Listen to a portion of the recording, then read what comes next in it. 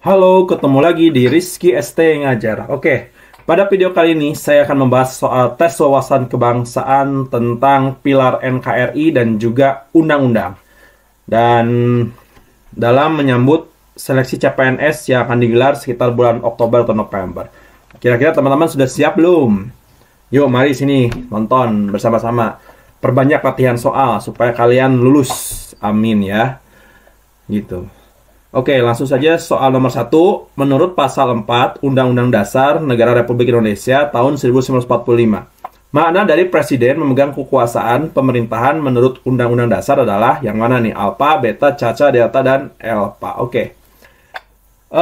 Dari sini sudah kelihatan gini kan, tanpa harus membaca pasal 4, sudah terlihat di sini kata kuncinya nih, memegang kekuasaan pemerintahan. Pasti jawabannya adalah yang ini, yang B ini ya, gitu. Presiden memiliki kewenangan dalam menjalankan pemerintahan. Artinya presiden memiliki kewenangan dalam menjalankan pemerintahan, akan tetapi dibatasi oleh hukum dan konstitusi. Jadi kekuasaan presiden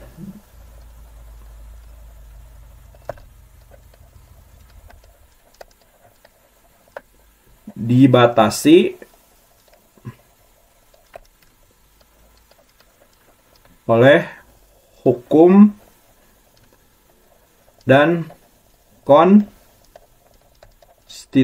gitu. Artinya tugas sebagai presiden itu memegang kekuasaan seluruhnya gitu kan. Kalau yang A ini presiden dapat bertindak sewenang-wenangnya dalam menjalankan kekuasaannya, kurang tepat gitu. Artinya tidak ini gitu ya. Seperti ini gitu kan, kekuasaan presiden hanya dibatasi gitu. Artinya terlalu melewati hukum dan juga konstitusi. Ini yang A ini bisa dikatakan sebagai diktator gitu ya. Kalau salah, silakan tulis saja di kolom komentar gitu. Kalau yang A ini. Coba yang C ini. Presiden memiliki kewenangan-kewenangan khusus yang tidak dapat diganggu-gugat oleh lembaga lain, juga kurang tepat. Gitu, sama aja dengan yang A. Kalau yang D nih. Presiden memegang seluruh kekuasaan eksekutif. Nah, sedangkan lembaga negara itu kan tidak hanya membahas, tidak hanya eksekutif saja, ada legislatif dan juga yudikatif gitu. Kalau yang E nih, presiden harus berbagi kuasa dengan DPR dan lembaga lainnya, kurang tepat gitu ya. Oke, jadi jawaban yang tepat di sini adalah yang B gitu. Jadi presiden memiliki kewenangan dalam menjalankan pemerintahan. Oke, yang beta jawabannya. Bagaimana hubungan antara presiden dan DPR dalam mekanisme pemberian amnesti dan abolisi? Oke, teman-teman harus baca ini ya, pasal 14 ayat 2 gitu. Pasal 14 ayat 2 yang berbunyi, presiden memiliki kewenangan untuk memberikan amnesti dan abolisi, namun keputusan ini harus didasarkan pada pertimbangan DPR gitu. Jadi presiden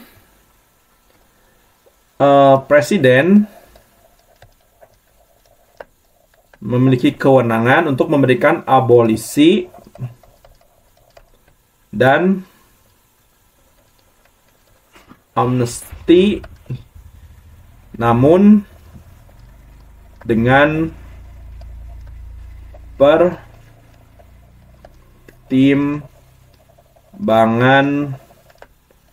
DPR. Gitu ya. Nah, mekanisme ini menunjukkan bahwa adanya hubungan check and balance antara presiden dan DPR, di mana DPR memberikan pertimbangan sebagai langkah untuk memastikan bahwa keputusan yang diambil oleh presiden tidak dilakukan secara sepihak dan tetap mencerminkan kehendak rakyat melalui wakil-wakilnya di DPR. Jadi jawaban yang tepat di sini yang B ya. Nah, ini gitu. Presiden memberikan amnesti dan abolisi dengan pertimbangan DPR. Oke, yang beta jawabannya. Dalam proses pengangkatan duta, peran Dewan Perwakilan Rakyat DPR menjadi sangat penting dalam memberikan pertimbangan kepada presiden. Aspek yang paling tepat mencerminkan pentingnya pertimbangan DPR dalam pengangkatan duta adalah yang mana nih? Alpha, beta, caca, delta, dan alpha. Oke. Jadi peran DPR dalam pengangkatan duta itu sangat penting dalam memberikan pertimbangan kepada presiden. Jadi yang paling tepat mencerminkan pentingnya pertimbangan DPR adalah saran dan evaluasi yang diberikan terhadap calon duta. Gitu. Jadi tugas DPR di sini adalah memberikan saran dan juga mengevaluasi kinerja duta gitu ya. Evaluasi terhadap calon duta gitu ya. Evaluasi terhadap calon duta. Gitu. Nah, jadi DPR ini memiliki tugas untuk memberikan penilaian dan evaluasi terhadap latar belakang, kompetensi, dan juga kualifikasi calon duta yang diajukan. Oke, jadi pilihan jawaban yang tepat di sini adalah yang C ya, gitu. Oke, Caca jawabannya.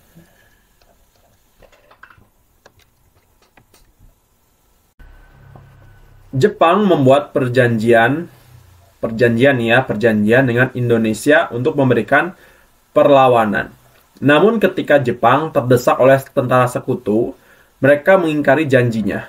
Dalam situasi ini, Indonesia segera menyusun strategi untuk meraih kemerdekaan. Integritas yang terdapat dalam cerita tersebut. Oke.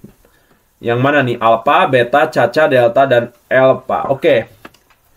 Jadi ketika Jepang sudah membuat perjanjian gitu kan dengan Indonesia untuk memberikan kemerdekaan. Tapi Jepang mengingkari janjinya gitu karena didesak oleh para tentara sekutu gitu. Nah, otomatis kan otomatis Indonesia tidak menyerah kan gitu. Indonesia tidak menyerah atau tidak terlalu mengandalkan Jepang gitu. Jadi mereka segera menyusun strategi bagaimanapun caranya untuk meraih kemerdekaan. Oke, jadi integritas yang sesuai dengan cerita ini gitu kan, cerita Indonesia dalam memperjuangkan kemerdekaan adalah keberanian dan tekad ya. Keberanian dan tekad yang kuat. Keberanian kan berani gitu kan.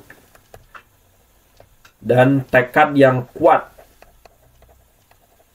untuk memperjuangkan bangsa sendiri gitu kan, untuk perjuangkan bangsa sendiri gitu. Jadi pilihan jawaban yang tepat di sini adalah yang A ini ya gitu, keberanian para pemimpin Indonesia untuk mengambil keputusan yang beresiko demi kemerdekaan. Oke, yang alfa jawabannya.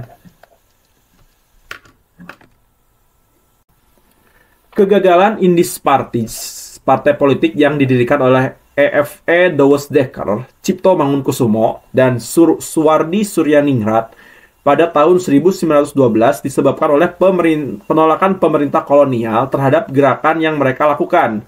Hikmah dari kegagalan ini yang bisa kita implementasikan dalam konteks kehidupan berbangsa dan bernegara di era sekarang ini adalah, oke, kita bahas dulu sedikit ya. Jadi Indis Parties itu kan didirikan dengan tujuan untuk mempersatukan atau bekerja sama dengan pemerintah Hindia Belanda dalam melawan kolonialisme gitu ya. Jadi Indis Parties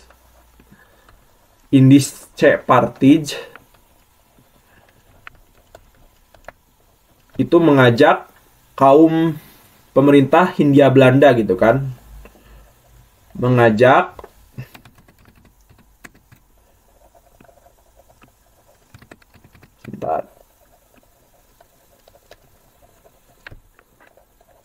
pemerintah Hindia Belanda untuk bersatu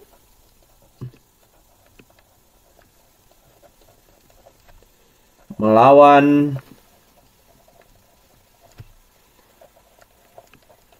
kolonialisme.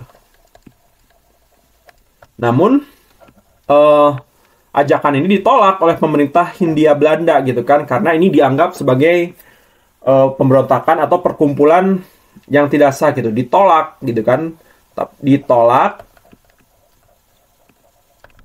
karena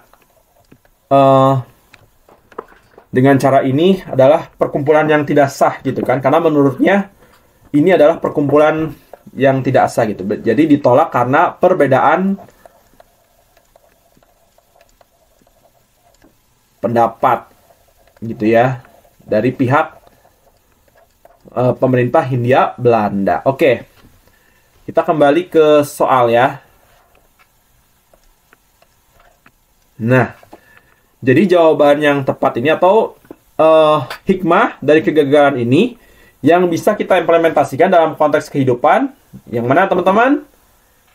Iya, jawabannya adalah ini yang A ini. Pentingnya memperjuangkan hak kebebasan berpendapat dan berkumpul dalam kerangka hukum yang berlaku gitu. Artinya kan tadi kan sudah dikatakan bahwa pemerintah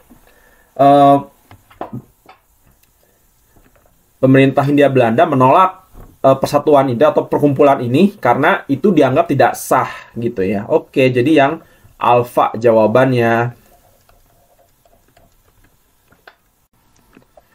Ya, sekian dulu videonya. Sebelum saya tutup videonya, silakan coba teman-teman kerjakan soal seperti ini. Kira-kira jawabannya apa ya? Silakan tulis jawabannya di kolom komentar beserta penjelasannya atau pembahasannya gitu ya. Oke, sekian dulu video edisi kali ini. Terima kasih kepada kalian yang sudah memberikan dukungan atau support pada channel ini. Dan buat mohon maaf juga apabila selama dalam isi konten atau pembahasan soal-soal ini kalau ada jawaban-jawaban yang keliru gitu. Jadi buat kalau misalkan ada jawaban-jawaban yang keliru di soal-soal ini, itu silakan ingatkan saya saja dengan komentar gitu. Boleh dengan komentar atau bisa kalian juga bergabung di grup WhatsApp gitu ya. Linknya saya sudah sertakan di kolom deskripsi gitu ya. Jadi sekali lagi, kalau misalkan ada kesalahan dalam penjelasan atau penyampaian konten atau soal-soal yang saya buat dalam video ini, itu silakan ingatkan saja di kolom komentar gitu. Komen saja gitu kalau misalkan ada kesalahan dalam penyampaian atau penjelasan soalnya gitu ya. Gitu, nggak usah ragu-ragu gitu. Kalau kalian merasa lebih pintar daripada saya, silakan gitu kan, komen saja gitu. Karena saya juga tidak pintar sepenuhnya gitu kan, tidak sepenuhnya pintar gitu. Kadang saya pernah melakukan kesalahan dalam membuat konten ini gitu ya. Oke, sampai jumpa lagi di video saya berikutnya. Bye-bye. Baik, ini adalah situs web dari Pripat Alpais ya. Situs web dari Pripat Alpais, bisa kalian lihat ini ya, skdpripatalpais.id ya. Nah, nanti teman-teman akan masuk ke arah sini gitu kan, klik ke bagian mulai belajar gitu. Jadi caranya pertama ini kita masuk dulu kan. Gitu. Nah, ini kebetulan saya sudah masuk ya, di situs web CPNS gitu ya.